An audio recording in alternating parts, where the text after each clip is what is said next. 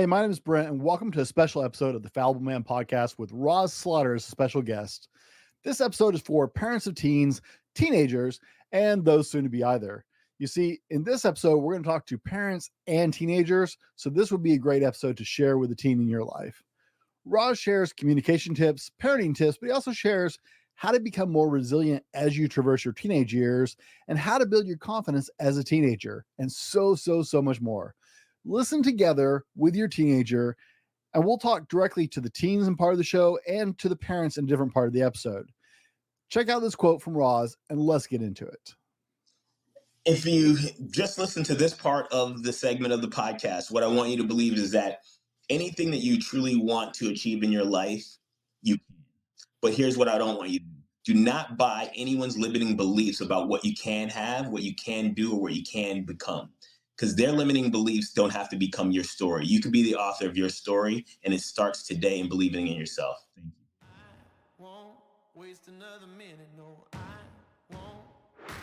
Here's the $1 million question.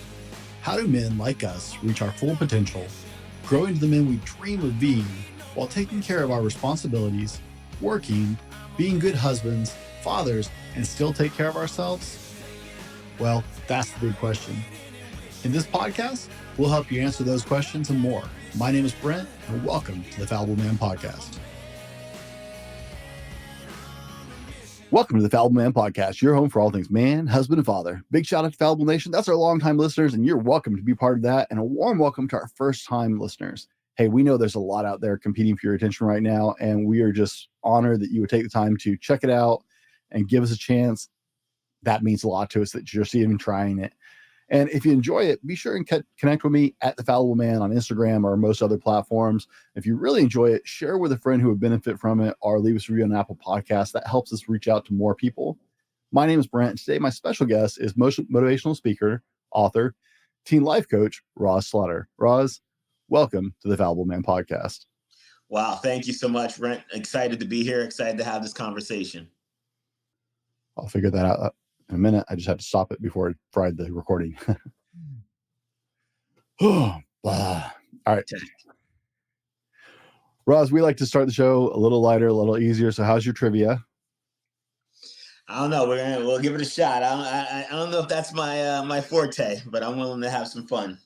Now, forgive me. I got to ask, how old are you? I am 46. Okay. Wow. You do not look anywhere near 46. Thank you. I was actually going. A compliment. I was going for a history question because I thought I was going to stump you. But so here we go.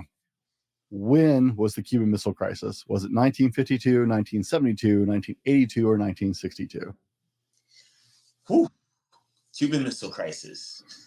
Why do I want to say 82? I don't know. But hey, that's fine. We'll take the answer. And guys, you know the rules. Don't cheat. Don't skip ahead. Don't look it up. And for God's sake, don't write it down. If you're in the car, drive, don't write. I know a lot of my listeners listen in the car, so just stick it in the back of your head. We'll come back to that. Now, Rahz, I don't do big introductions. So in your own words today, in this moment, who is Rahz Slaughter? Woo! Real quickly, Rahz Slaughter is a man, a father, a faith person who loves just to inspire and motivate people. That's who I am. I was gifted to have a struggle in my life at times, but I found personal growth, and I found the way that what my superpower was. My superpower is I have the ability to inspire and motivate people, and I've been doing it for 24 years. 24 years. Wow. That's a career, man. I don't hold the same job that long. Come on. All right. So let's get to know Rahz a little bit. What house does the Sorting Hat put you in if you're Harry Potter at Hogwarts? Wow.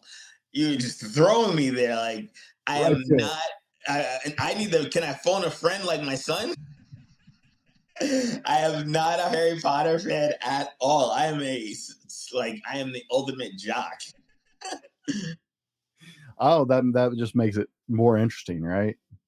Do you know the Harry Potter houses?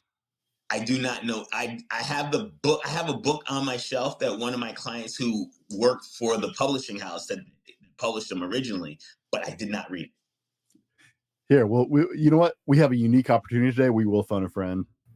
Abby, I need some help here. Please help a guy out. I was starting to type it out. What are the Harry Potter houses? Break them down. Gryffindor, Slytherin, Ravenclaw, and Hufflepuff. Tell us a little bit about them. Gryffindor is mainly like they're brave and courageous and a little stubborn, or a lot stubborn. Slytherins are very self-aware. They're very strategic, and they can be a little, we'll say, tricksy. And Hufflepuffs are known most for being loyal because they will always stand by their friend. And Ravenclaw are very smart and clever, and they find ways to get around things. All right.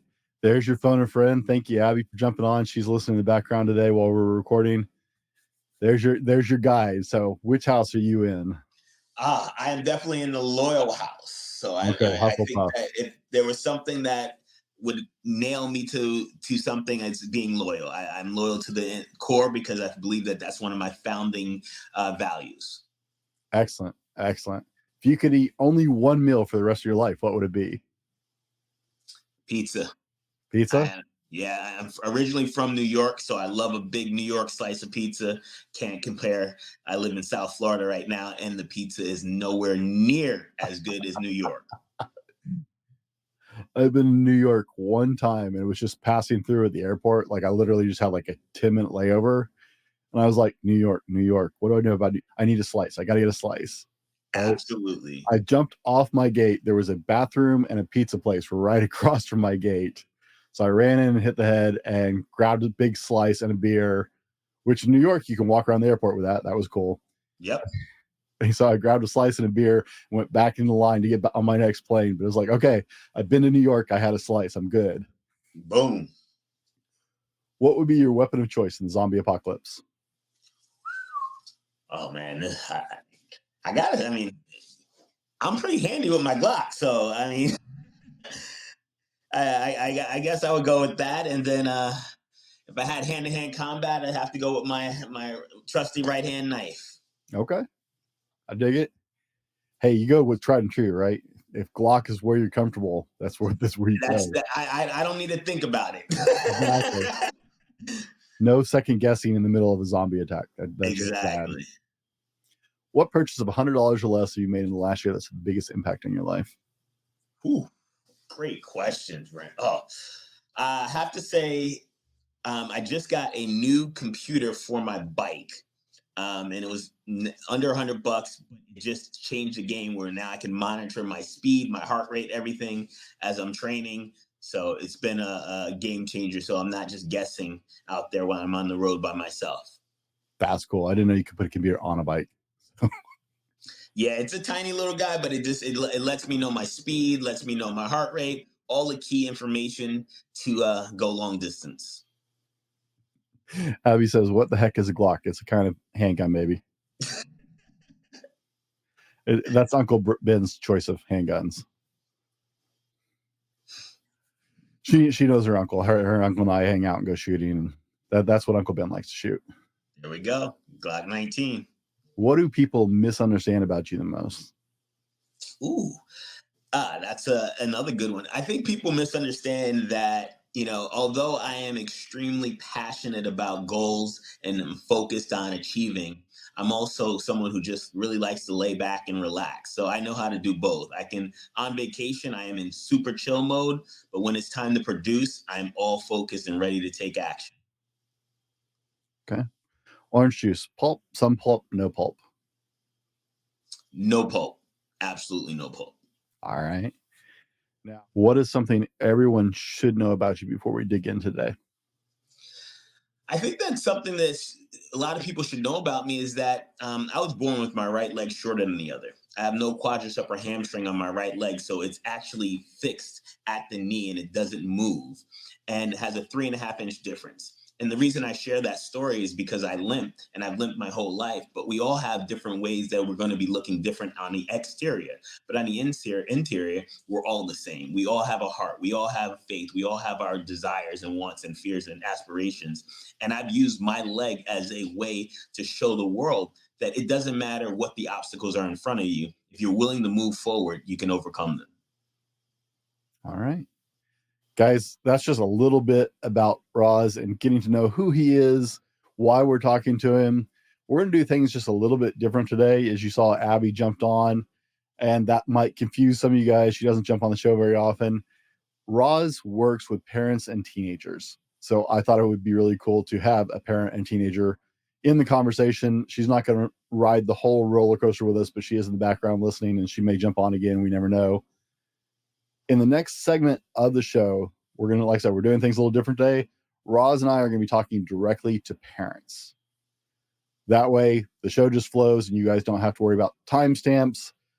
Some of you are not technically inclined. Some of you are. I'm trying to make it easy. In the third segment of the show, Rahz and I are going to talk directly to the teenagers that are listening. And so I encourage you to take in this episode with your teenager if you have one, because there's going to be something for both of you. And hopefully it will help in that whole relationship right there. But that's why Abby's hanging out with us. It's going to be a great show today. I encourage you to listen to both segments, but you need to know where the conversation is going and where it's directed, what segment. So we'll try and keep that clear for you. So we've gotten to know Rahz a little bit. We're going to go to our sponsor and we'll be right back talking to your parents. Are you tired of tossing and turning at night, searching for that elusive perfect pillow, or just better bedding in general? Well, look no further. Our podcast is proudly sponsored by MyPillow, the renowned American pillow manufacturer. With over 50 million pillows sold and a legacy of quality, MyPillow knows that you work hard for your money and want quality products at an affordable price. That's why they're offering all TFM listeners and friends the special promo code for massive savings year-round. Enjoy some of the finest sheets, pillows, slippers, mattress toppers, bath towels, and comforters on the market today. Save big when you order with free promo code TFM. That's TFM, the Fallible Man Podcast, obviously, on all 250 quality American products at MyPillow. MyPillow is here to transform your sleep experience. And as a special treat for our listeners, you can enjoy up to 80% off your order with the code TFM. Yes, you heard that right, up to 80% off. You'll not only enjoy some of the most comfortable and cozy products you've ever bought, but also support a great American company, the Fallible Man Podcast, and save a ton of money doing it. It's really a triple win. So why wait? Head over to mypillow.com/TFM or call 800-796-9775. That's 800-796-9775 to order now. You can't be your best without a good night's sleep, and MyPillow delivers. Guys, welcome back. In the first part of the show, we just spent some time getting to know who Rahz is and having a little fun. In this part of the show, we're going to be talking to the parents, teens. We're going to get to you directly in segment 3, where we're going to just talk to you. Parents, this is your portion. Like I said, I encourage you guys to do this with your teenager. Join together for this show. Check it out. Make us some bonding time. Father to child, mother to child, doesn't matter. What we're going to talk about today goes across the board. And I'm really excited to have this conversation. Now, Rahz, I actually took very limited notes because I want this conversation to be a little less guided and a little more open, because I started researching you and it's like, there are so many different pieces we could isolate and do entire episodes on. But I kind of want to hit all of it. And I don't know that we have the time for that, but I do want to be a to long podcast. All of it, because if we touch a nerve with different topics with some of our parents, they'll be able to follow up with you on that and have someone that they can go, oh, look, we can follow up with this guy to get the rest of that explanation. So first, right off the bat, misconceptions about raising teenagers. I've been told, had so many people tell me, they're like, oh, just wait, when your kids are teenagers, you're in for it. Misconceptions you run into from parents about raising teenagers. So the first one is that they're just going through a trend, and they're not going through a trend. They're in a developmental process. And as we all, the challenge that parents struggle with is that they don't remember when they were actually in it.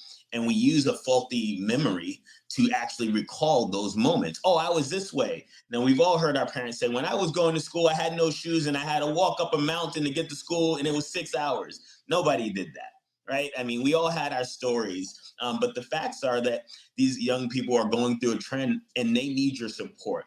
But they need your support in a way that most parents don't understand because they're struggling with the programming that came from their parents and their parents' parents, and they didn't even know when the program was being installed. So what I tell parents when they think about this is be willing to have an open mind and learn, adapt, and evolve along with your child. Okay. I know that's a conversation I used to have with my dad. My dad passed about 2 years ago, but he lived with us the last couple of years of his life. And so we had, 3 generations in the house. And I remember my dad telling me, it's like, when I was growing up, oh, it's not, you're not doing anything we didn't deal with as a teenager. It's like, back in the Stone Age, of course, I was not real respectful in that way sometimes, but I give him a hard time about it. And I'm like, life has changed a little since you were a kid, Dad. And now as a parent myself, I'm looking at what my daughters are moving into and what the world looks like now compared to when I was growing up. I'm a Gen Xer. And it's like, we begun all day and my parents didn't blink an eye. Like my mom kicked us out after breakfast and we didn't come back till the street lights were on and no one thought anything about it. And I would be terrified if I didn't know where my kids are. I live in a small town and we still have enough problems that I would be like, no. Abby can tell you I'm a little overprotective. just a wee bit overprotective. But the world is different. I think we get these false expectations, right? I know I had a lot of preconceived notions about parenting before I became a parent. Mm-hmm.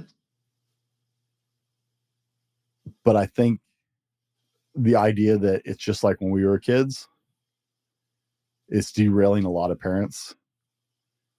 I know my parents weren't worried about me and being on my phone all day or social media. Right. We've seen the influence of social media. They're having that argument now, right? I think Florida is looking at banning social media under 14. We'll see. Yeah. So there's a lot going on. So I like the idea of being open-minded. Is a little hard for some of us. Like I'm a little closed-minded on things. Like it's a work in progress on things. Mm-hmm. Now you have several different ways you go about helping parents. Tell us a little bit about your BAS method. Just introduce some concepts to us so that parents can keep chasing that with you. Absolutely. I'll address the first part of that is like, this world is different. And if you're a parent and you're listening, it's important that you parent different than you were parented. And you can't use that. And I use the analogy of Windows 7, right? If you have a PC or a Mac, you know the operating system. If you're trying to parent with an operating system that's outdated, yours needs to be updated for your current child. And we have to love the child we have, not the one we wish we had. And so the BAS method is really a way for us as parents and as teens to understand why we think the way we think. And if we want to change our results, whether it be in school, athletics, socially, you want to interdynamics of working within the family, it starts with your belief systems. And a lot of times kids don't even know where did my beliefs come from? They come from your parents, right? I believe this. I'm sitting in a chair right now and my faith is that this chair is going to hold me because I've seen it through experience. That's why I have the belief that I can sit here and it's not going to break. So when you're a parent, I ask that you think about your beliefs, where they come from, and and why do you have them, and how do they align with your family? And have this conversation. This opens the door for being self-aware. Self-aware creates clarity. Clarity is the key to connection within a family. Now, the A stands for the attitude. So we have our belief system. Our attitude has got to be something that's going to be inspiring, motivating, like we have here. Abby's here. She jumped on and saved me. It's amazing when you have an attitude of gratitude. And we've heard that, and it sounds woo-woo. But as a parent, if we're not leading from the front, showing our children how to stand, how to walk, how to talk, how to act, how can we expect them to do something different than we're not doing? So we have to have an attitude of gratitude. We have to have an attitude of open-minded. We have to have an attitude that we're leading from the front, right? And the last is our self-talk. Now, parents, let me ask you this. When we talk about self-talk, we all know, I don't want to be a negative thinker. But what are you saying to yourself every single day that's manifesting externally on the outside that your children are witnessing? See, if you don't believe in yourself, how are you going to tell little Johnny that they can do anything, they can be anything, they can have anything? If they're looking at you and you're always saying, I'm not enough, I can't do that, this is too hard. See, your children are going to do what you do, not what you say you are going to do. So we can't go through that old adage of do as I say and not as I do, because children today, like we said, they've upgraded. They're on Windows 13. They know how to read between the lines, and the BAS system helps you as a parent really be able to connect with your kids and teach them beliefs, attitude, and self-talk. And when you put them together, that's how you create an unstoppable mindset. Oh my goodness, I knew I was going to like you. You use the term woo-woo and made a computer reference that I understand. We're going to be friends. I got this now. Love it. Man. I spent over a decade doing IT at a corporate level, so that resonates with me. When the computer started, I got everything set up here, I don't move. I do not want it to go bonkers, and then I'm like, oh my God, we got to start over. Yeah. Well, that's why I paused, and I'll cut that momentary segment out, but I have multiple screens and things started trying to it was wait, something's not firing right. And if I don't fix this now, we're going to be in trouble. Now, Roz, and guys, if this sounds discombobulated, it's because, like I said, Roz covers so much. I cannot possibly pack raising teens into one episode. So let me know if you guys want me to have Roz back for another episode. I already am thinking I'm going to have him back for a follow-up episode. But let me know. I think you guys are going to want to do this because we can't do this in one show. This is just not possible. But I want to introduce you to some of the things Roz is doing so you have options. So you get an idea of how he could possibly benefit you as a coach to help you with your teenager, to help your teenagers because he works directly with them. So we're hitting some of the stuff he does, some of the things he covers, and trying to get some clarity on that so you guys know, hey, here's a source, right? Because I'm always trying to bring you guys people who can help you grow and people who can help you achieve what you want. Now, you talk about the 3 C's and you mentioned clarity. I'm going to guess that's part of that. What are the 3 C's? So the 3 C's starts out real simple: clarity, communication, confidence, right? And when we think about it, it's just, I love frameworks. And one of my mentors, and many of you probably listening will know this name, Tony Robbins, right? I mean, I found him at 18 and I really just kind of started to absorb. And one of my missions is kind of to be that for teenagers, because teenagers don't have that guiding eye, that GPS is saying, how do I find my version of success, my version of authenticity? So clarity, it starts out with, who am I? What are my strengths? What are my limitations? So often we don't ask, if we were to ask Abby, what's her number one strength, would she know? And that's an important question from a father, from a mother, from a parent to really dial in and start asking kids so that they can start to formulate this clarity, this thought of what are my strengths? You asked me earlier, I know that I've asked that question and many people have said motivation for me. That's my number one, that's my superpower. I was born motivated. And I'm glad that I was able to cultivate that gift. That clarity allows me to be authentically Roz, right? So as a parent, I want you guys to think about, what are your children's strengths? What are their limitations? What are their needs? What are their wants? See, when you understand that and you have that conversation, you can go away from the simple, how was school? Oh, what are you doing with your friends? Those conversations kids don't want to have anymore. Then we get to the second C, communication. Communication as a parent. I want you guys, if you're listening to this, watching, it's not talking. That's not communication. Communication is listening. Using those 2 ears you have to listen twice as much as you speak, because your children will tell you exactly what they need, what they want from you, how you can be a better parent for them. But we tend to lecture. We tend to give rules. We tend to tell them the things that they need to be. You need to go to school and get all A's. Why? I'm a proponent of education, but I'm not a proponent of grades. And I think that when we learn to listen to our kids, they'll communicate with us. And as a parent, you have to become an effective communicator, not just someone who speaks and barks orders. And that last one is two things here. We're going to work on confidence for teens, but we're also going to work on that parental confidence. When you have clarity in who you are as a parent, when you have great effective communication, you're going to be more parentally confident in your abilities to help, to assist, to lead, to guide your child. And that is why those 3 C's are such a powerful framework for parents. And I use it with teens so that they can find their unique, authentic selves. Ooh, I'm muting my mic. See, I've been doing this for 5 years and like total amateur move right there. Totally just blew that. That is why we are the Fallible Man podcast, because we all know that I'm a work in progress, because I'm we all are, brother. Silly things like that after 5 years. Man, I love the framework. I'm not a big fan of what was it you said earlier? Tony?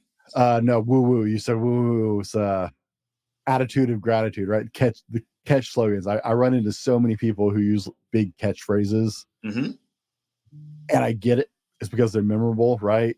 But it's that framework that gets me with people. It's like, okay, there's framework.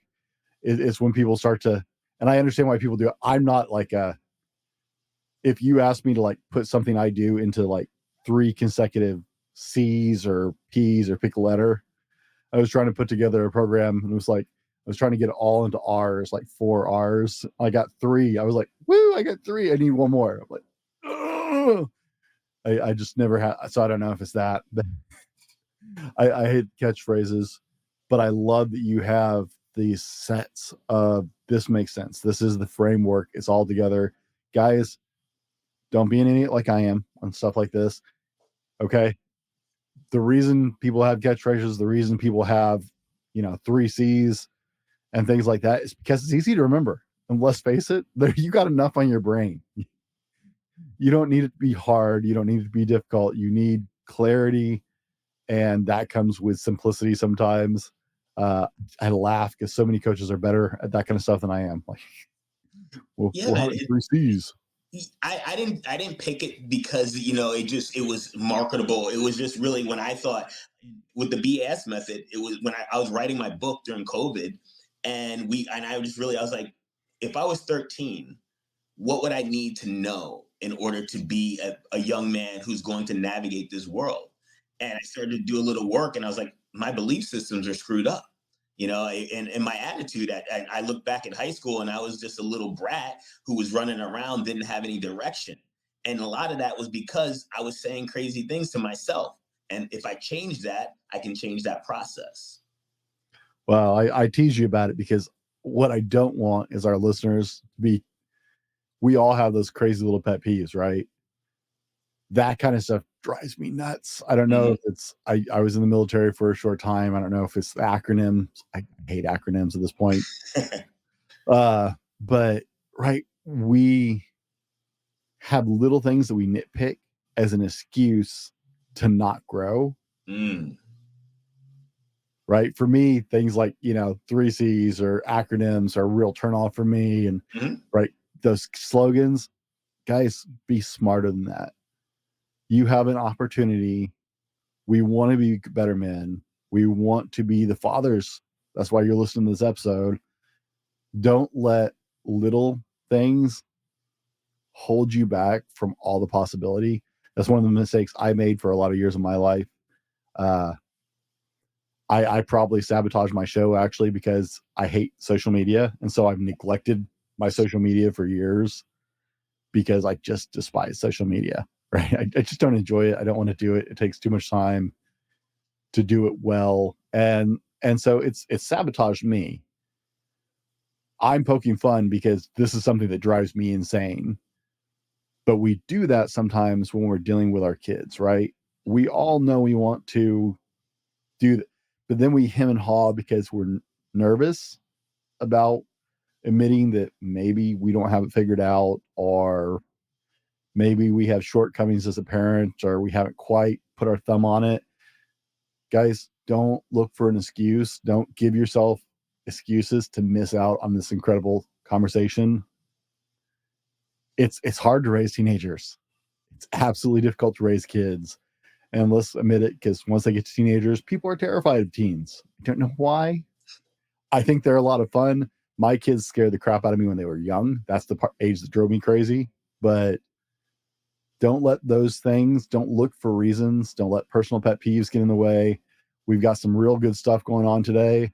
And that's why I went on that total side road, because it's like, I heard myself going, oh, it's one of those guys who talks with slogans, and he's got, guys, don't look for it. Don't let this derail you from what's going on.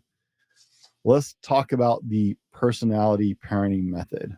Because I going through researching the show, I was, like I said, I was so excited about this conversation. I've never heard somebody talk about some of the things you talk about. And I've been working with teens for, I don't want to admit my age here. I've been working with teens since I was a teenager. So I've never heard some of these things talked about, these approaches, and I'm just enthralled with what's going on. What is the personality parenting method? Thank you. So the personality parenting method is just, it's a mindset. And it's just like, and it does have a lot of things that are behind it, but it's really looking at your children as individuals. They have a personality. And a lot of times parents tend to want to parent every kid the same. You dress them the same, you have the same rules, you have the same expectations. And if you're a sports fan, if you're a sports family, oh, everybody's got to be a sports athlete. And what happens is how many kids do you have, Brent? I've got two. So they have unique, different personalities. Oh, very much so already at 9 and 12. Right. And that's so important as a parent to really slow down and look at your kids as individuals. And that's how you parent. And I borrowed this from a guy by the name of James Lehman. And he said, you got to parent the kid you have, not the one you wish you had. And I learned that because I was a wrestler and I love wrestling and it's my favorite sport in the world. And I'm a big fan and you can hear that, right? But then I'm like, come on, Nikki. My son did not want to wrestle. He did not. He thought the outfit was not cool. and he was not having it. So I had to figure something out. And what do? I believe in Kaizen, constantly and always improving, right? So I had to figure out what was it that was disconnecting my son and I. And this is how this personality parenting evolved. And I realized, okay, I found this and I'm a big proponent. Go find someone who knows what you don't know, learn from them, hire them, pay them, get a coach, whatever you have to do. And I found Dr. Hartman, and he has something called the color code, which is a personality assessment. Now they use it for something totally different, but it allowed me to really be able to pinpoint a specific motivation of my son, whether he was a red, a blue, a white, or a yellow. All that really means is, are they fun? Yellow. Are they peace loving, or if that's what their motivation is? White. Are they blue? Connected to intimacy, connection, right? Reds. That's what I am. Passionate, aggressive at times, goal oriented, big on vision. So when you're a parent and you can understand your child and that you can teach them their unique personality, it's going to allow them not to want to be, they're not going to get bullied. They're not going to have their siblings tell them what to do. They're not going to be followers because they can stand and say, hey, I'm a blue, I'm connected, I'm passionate. These are my needs. These are my wants. And as a parent, I just want to inspire you to look at your children and find a tool. It doesn't have to be the color code. It doesn't have to be something that Brent or I say. It just has to be something that you can look at them as an individual and allow them to accept it, because that's the key.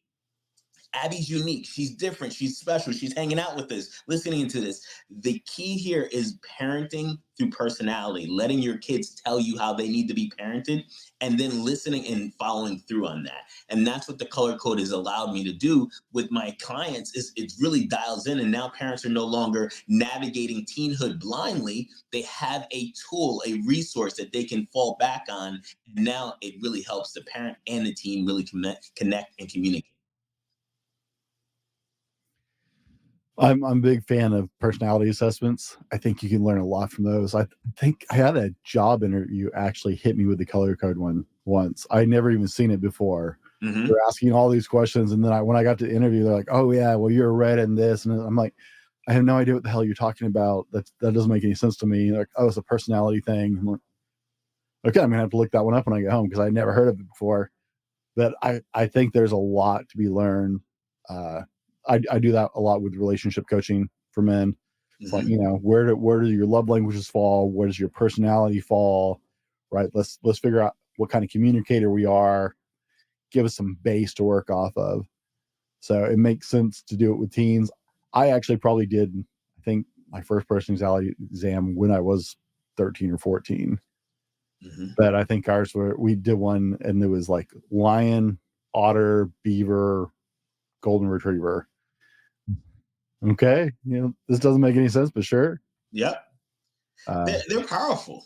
I mean, it doesn't matter which one. And then I never say they're perfect, but he Mhm. gives us some data. And like you said, you were in IT. Data allows us to have some clarity, right? That's Mhm. where that C comes. If you have some clarity, now we can navigate this, and we're not trying to figure it out on the go or shooting from the hip. We have something to go, okay, let's try this. This may not work. This may work. This is more like you. Okay. And then you start to see what works, what doesn't work, get rid of it. What concern do you run into the most when you start working with parents? Mm. So when I'm working with parents, I think a lot of times they want to have their kids fixed. They want to fix my child. This is what. And if you guys listen to the early part of the podcast, I have a disability, right? But I don't see it that way. I never have. And if we allow anyone to put a label on our children, they're going to manifest that symptom and it's going to turn into something. So often I tell them, I'm not here to fix your kid. I'm here to learn. I'm here to learn about you. I'm here to learn about them. What are their needs? What do they want? So often we're trying to put our own beliefs on our children. If you got a family of two doctors, the third child might not want to be a doctor, right? They might want to be a personal trainer. Now, this is a real story. I had one of my best friends, right? And he to his family, he was a failure. And to now he's one of the best coaches in the world, but yet to them, because they didn't take the same path. So if you're a parent and you're listening, don't try to fix your kid. Listen to them, see where they are, help them embrace their unique abilities, and then find ways that you can enhance their strengths. That's the biggest thing, because I really don't think that anyone's broken. No one needs another label. And Brent, you've been working with teens and in relationships. It's just really about communicating what each other needs and accepting. In 20 plus years of doing this, what is the silent fear that our listeners are hearing right now when thinking about raising their kids, their teenagers? Well, the silent fear, I know that what they're probably saying is they don't know my son. He doesn't know my son. He doesn't know my daughter. And what I can share with you with 20 plus years of there are trends. There are things that I've seen over and over and over that comes up. And the big one is that, he's not like you start comparing the teams, and you don't want to do that. He's not like this. His brother does this. And what happens if you're a parent, you find yourself actually leaning in towards the one that's the least friction for you. And what happens there is that you create a complex in the other child, and that one becomes very resentful. And so if you have more than one child, I really implore that you just try your best to keep growing, adapting, and evolving your parenting style so that your children can see your adaptations and your growth as well. One of the things I saw when I was getting ready for the show was you talked about the difference between self-esteem and self-image. And I think that's something a lot of us adults or kids, I think that's something we like intertwine a lot. So let's clarify that a little bit for parents, including myself, because I'd like some clarity on this. Yeah, absolutely. So, I mean, we take it back to Carl Rogers and self-concept. And, a lot of times people say, my son has low self-esteem. My daughter has low self-esteem. But it actually starts with self-image. And the self-image is how they see themselves. And if they don't see themselves at a certain standard, they're not measuring up because of someone else's scoreboard, then what happens is that's going to lower their self-esteem, which is their actual self-worth, that they see the world, what they provide to the world. And we're in a society that everyone needs to have a 4.0 GPA and get into an Ivy League college, right? We even see scandals all over the world that people are faking the funk.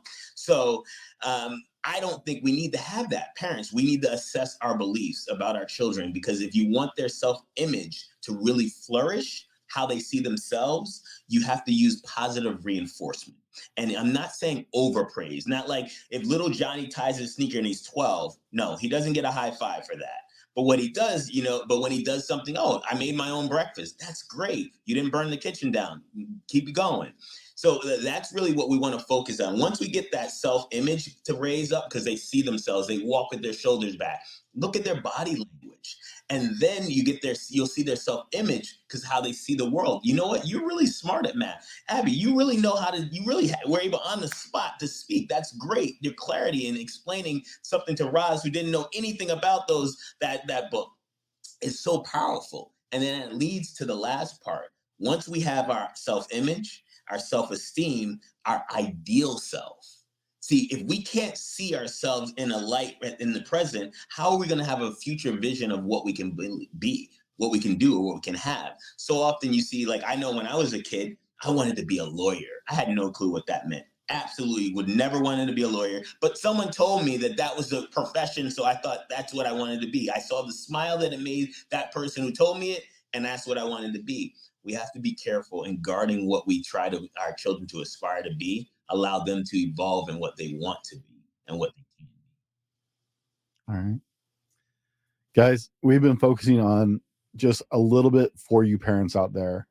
I wanted you to see the full array. Roz does so much with parents and teens. There are people out there to help answer your questions, to help get you through little things, right? If you fix the little things as they're happening, they don't turn into big things. And we all know that, teenagers can get a little dramatic.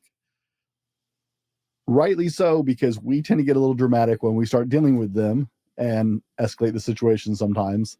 I know I've been guilty of that. So I wanted to introduce you to some of the concepts, some of the ideas, some of the things that he could help you with, some of the guidance he could offer you and directions he can point you in. And he's got all kinds of stuff, guys. I'll have all his links and stuff like that. In the next part of the show, we're going to talk directly to teenagers and let you, I want to know who's talking to my teen, right? And what they're saying. So this will give you some idea of parents, so stick around. This will give you some of the idea of what Roz is talking to your teens about, how he talks to them. And teenagers, make your parents sit through this. Get a clue, right? We're all in this together. This is a family event. So we're going to roll our sponsor, and we will be right back with more from Rahz Slaughter. Struggling to catch quality Z's at night? It's time to change that narrative. Sleep isn't just a luxury. It's the crucial component for your overall well-being. From managing your weight to boosting muscle growth, reducing stress, and even enhancing your daily performance, sleep plays a vital role. Are you ready to level up your sleep game, get a better night's sleep overall? Then look no further than ghostbed.com. Join me in experiencing the difference with GhostBed. It's been a game changer for my sleep routine over the years. That's why here at the Fallible Man podcast, we're honored to partner with our sponsor, ghostbed.com, to bring you this discount. So head to ghostbed.com, unlock a sweet 30% discount on your order using the code FALLIBLE. Don't wait any longer to upgrade your sleep quality. Let's make tonight the start of a better sleep and a better days ahead. Now, let's dive back into the show. Guys, welcome back. In the last part of the show, we were talking specifically to parents. And this is a little bit of a different format than I normally do. The last section was for parents. Parents, stick around. This next section is Roz talking directly to your teens. Stick around. You're going to learn something. Make this a family thing. Like, this is the show to listen to with your teenagers. Now, Roz, you've been working with parents and teens for a lot of years now, and you have a lot of wisdom you gain just from experience. You're right. What is that? The 10,000 hours makes you an expert or something. You've been doing this for 20 plus years. You're there. So you're going to help us by just talking to our teenagers today about some of these important things that sometimes we don't know how to breach these subjects or even how to start with these subjects. So let's talk about mindset with teenagers. So mindset is, for us adults, it's you don't want to talk about mindset and put it and make it something that is not. It's just a way of thinking. And so if you're listening and you're a teen right now, what I want you to think about mindset is just how do you see yourself?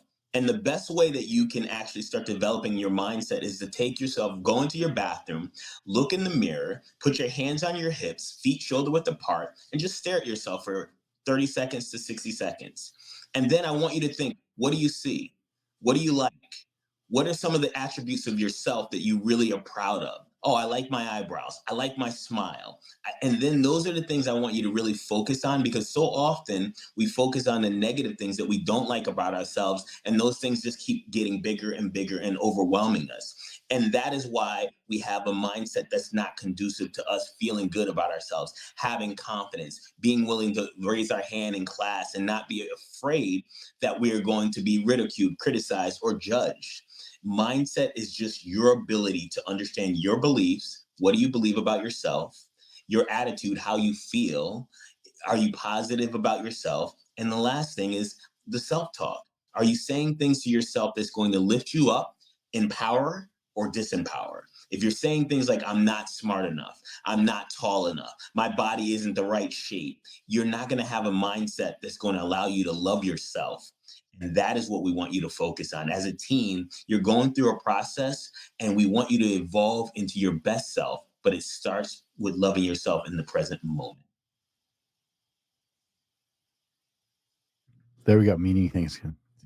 I'm bad today. I'm sorry, guys.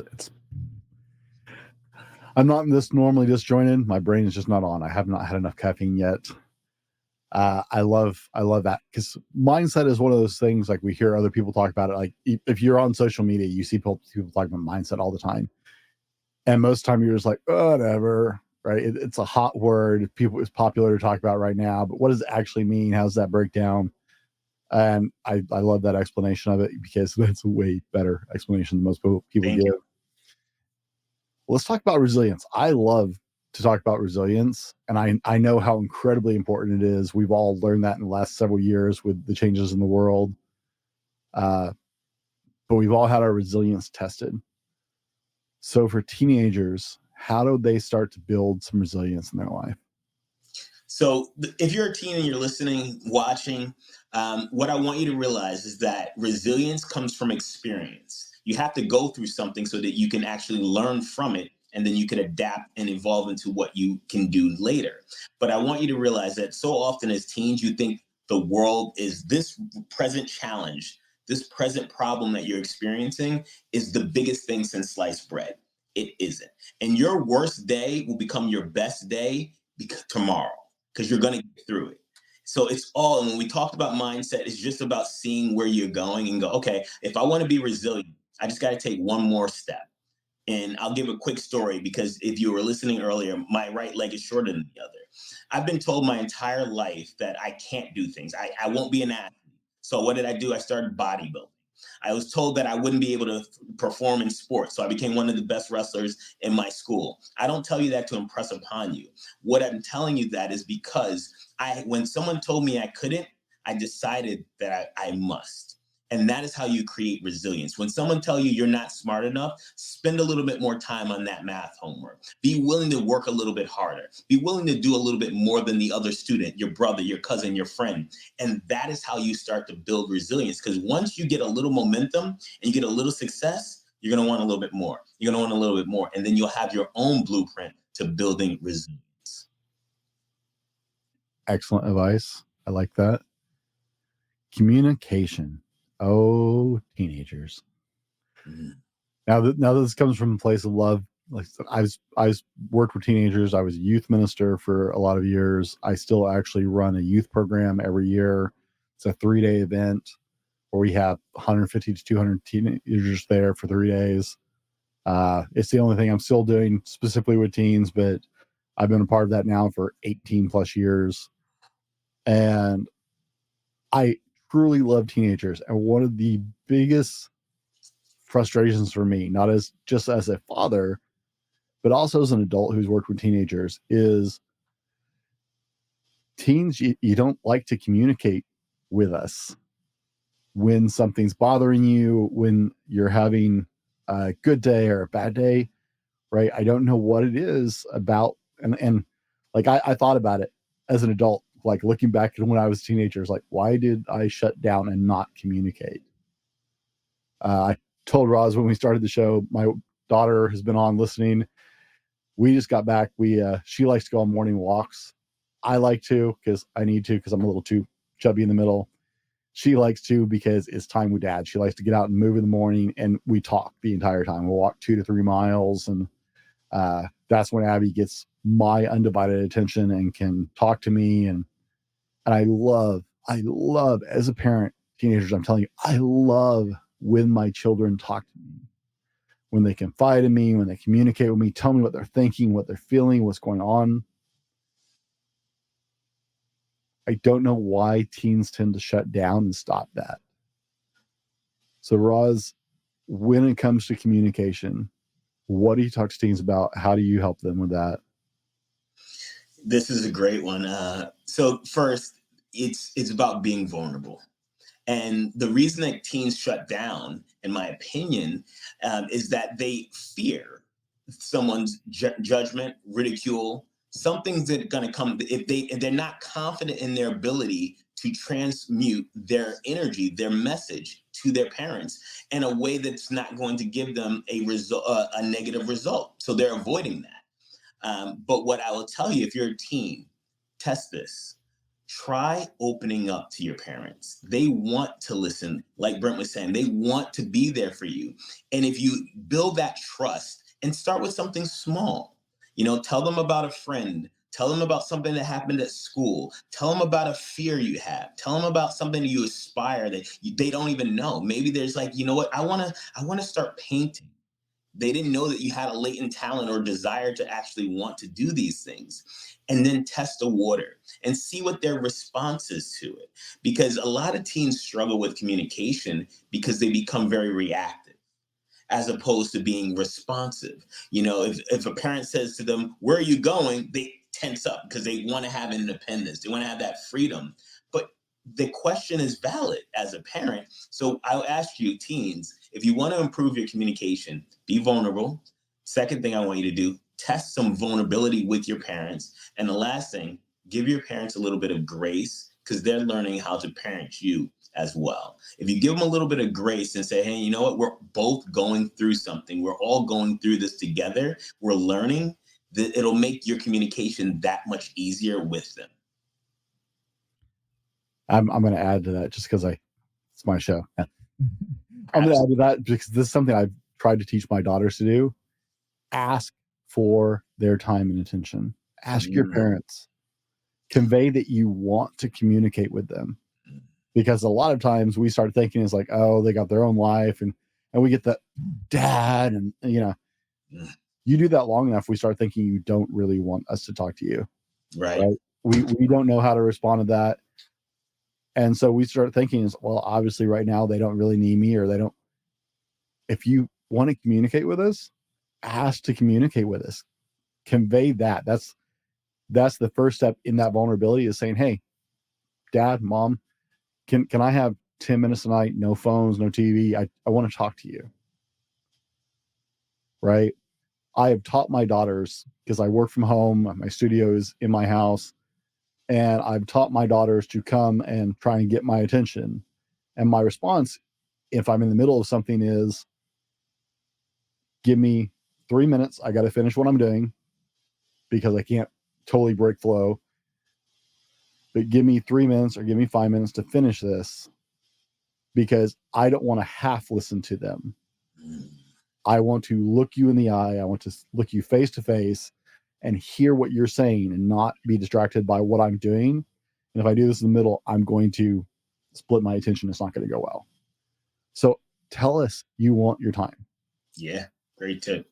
Ask for it. We want to give it to you, but we're afraid to talk to you because as a parent, there's nothing we say that's right most of the time. once you're over the age of 14. From about 13 or 14 on to about 23, there's nothing we say that's right. We're pretty sure. At least that's what we're convinced of. So ask us for that. If you want to communicate with us, please help us know that and ask us for our undivided attention. Great tip. Absolutely. My daughter's taught me that. My daughter reached over one day. I was sitting on the couch with her, watching a movie with her, and I was doing something on my phone. She reached over and pushed my phone down. I was like, "What's up, baby?" She's like, "I want you to watch this with me." Honey, we watched this 1,000 times. She's like, "No, I want you to be here with me." Just push my phone down. Dude, it was a couple, like 4 years ago, and it revolutionized my thinking entirely to have my daughter be like, "No, you touching your phone is not the same as watching something with me." That's so powerful. I mean, that what you just said there, because so often why kids and teens specifically don't connect with their parents is because their parents are so multitasking, always doing something, notifications, cooking, doing all the things. You nailed it right there. You have to be present. And I'll share this holiday season at my home, I had a basket at my front door. When everyone walked in for Christmas dinner, they had to put their phones in the basket, because I feel that we tend to, the minute that we're not being spoken to, we tune out. And I wanted to avoid that. And that made it so that that resonated with me, what you did there. And your daughter was 100% right. Right. And teens, I share that with you during this segment when we're talking to you, because you can lead the way in this communication with your parents. Yes.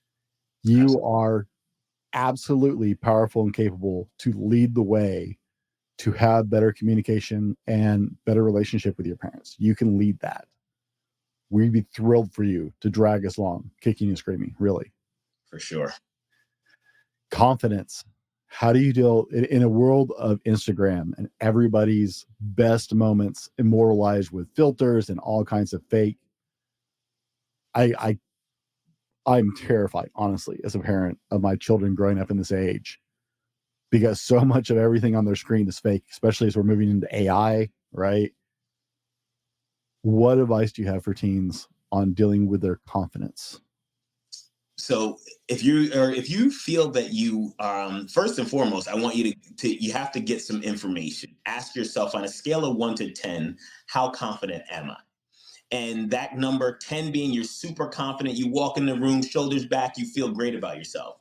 5, you walk in the room, you're not so happy. You're looking around and looking to see who's in the room, can you fit in, where can you hide?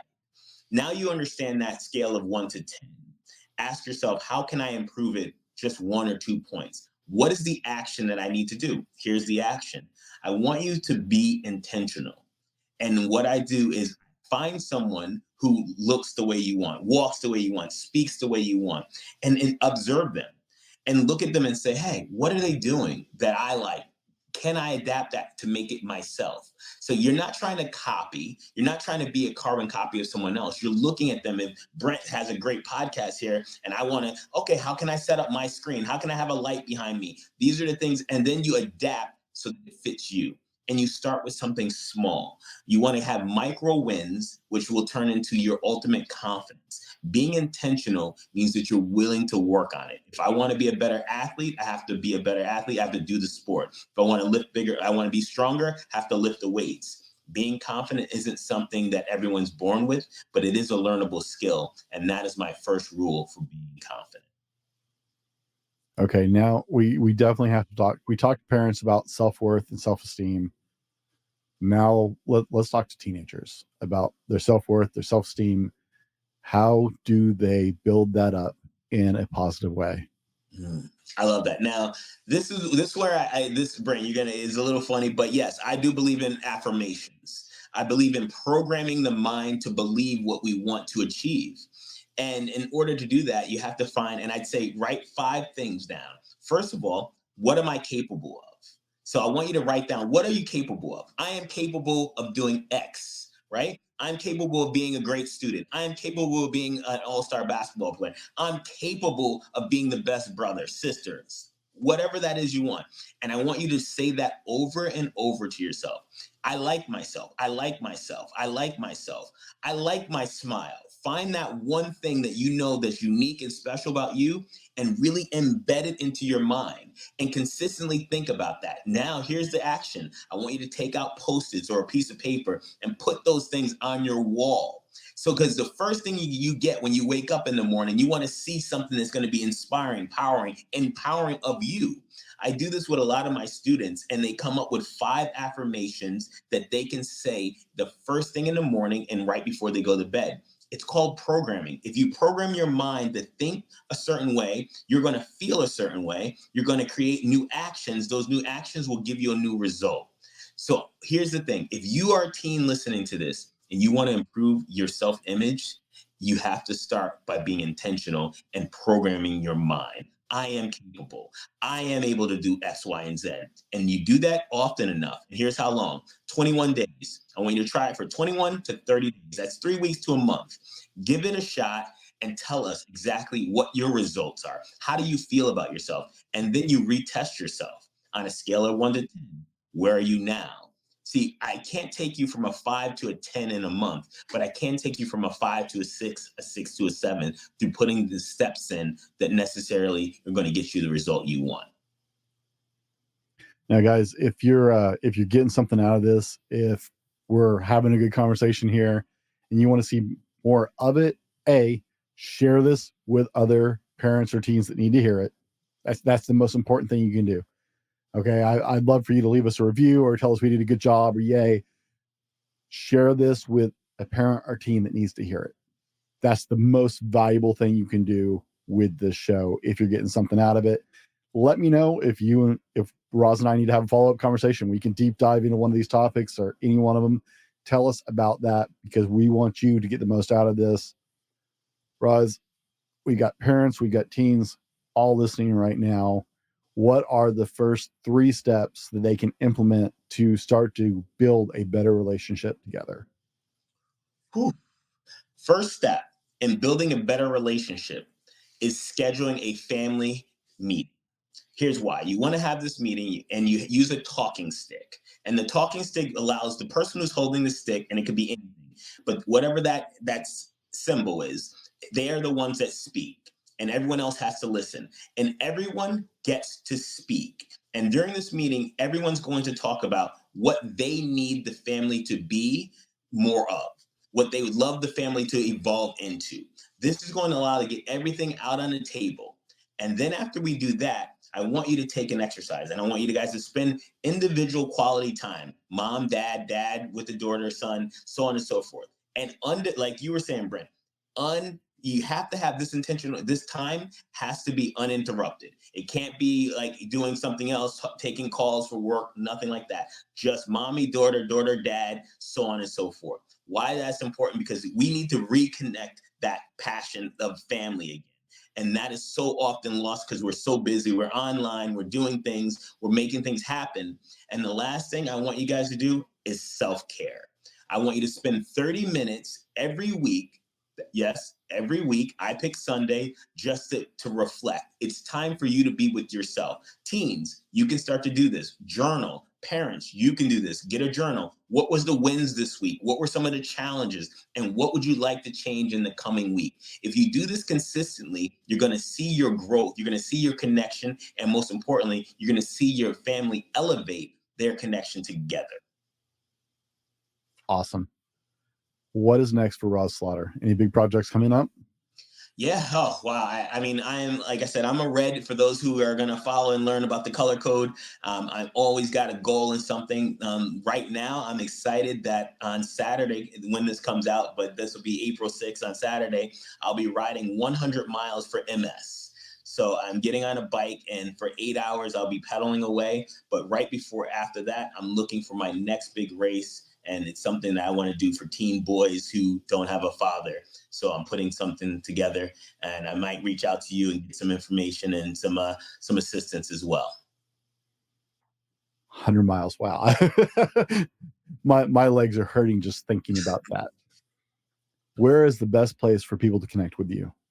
I'd say the best place would be anywhere on social media, Instagram at Rahz Slaughter. That's RAHZSLAGHTER. Or you can find me at theunstoppableteenager.com.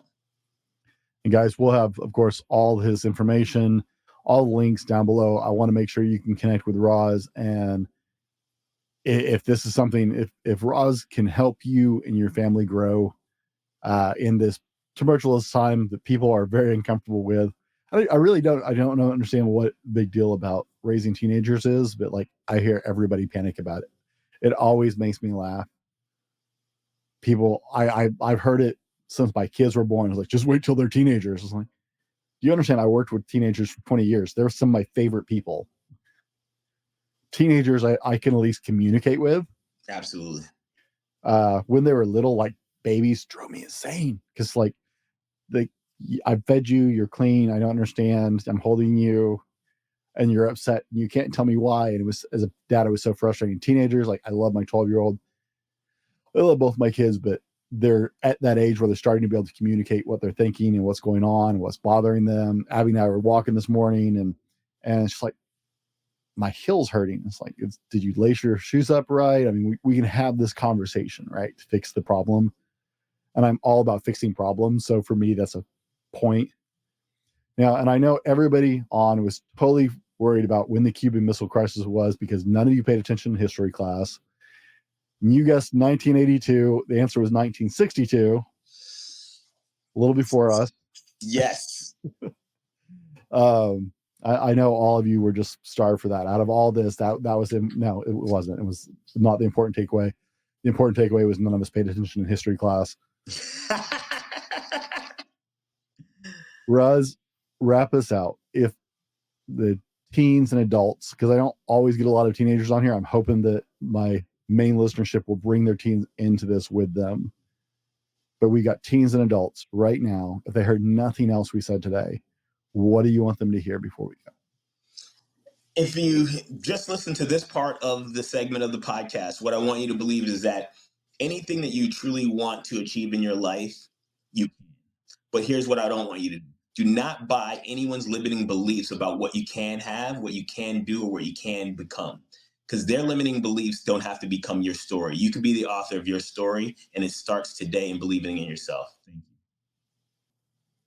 Guys, with that, there's nothing I can add to that. Thanks for hanging out with us today. Thanks for joining us on the conversation. Be better tomorrow because of what you do today, and we'll see you on the next one. This has been the Fallible Man Podcast, your home for everything man, husband, and father. Be sure to subscribe so you don't miss a show. Head over to www.thefallibleman.com for more content and get your own Fallible Man gear.